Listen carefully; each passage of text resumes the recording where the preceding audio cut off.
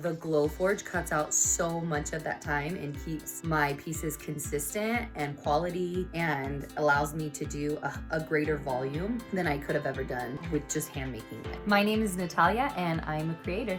I am a mother of 4 and I am the owner of the Tiny Timber Company. I make modern dollhouse furniture that is current and on trend. And I don't think I could have dreamed that I would be doing what I'm doing now prior to getting a Glowforge.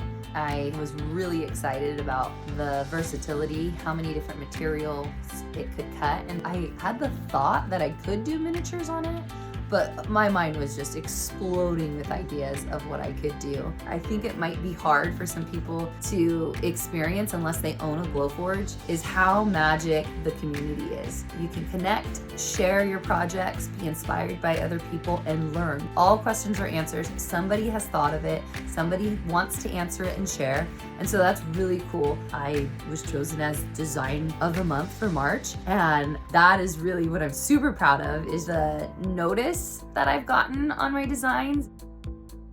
It's super validating to have this really cool company that is inspiring so many makers want to share my pieces. So that being said, I wanted to share my design of the month and I'm super excited about it. It's an A-frame greenhouse. It's got this little door that slides off so you can go inside. First, you want to take a look at the little sign, good things grow here. And I hope you like plants because there's a lot in here. This is one piece that I'm proud of.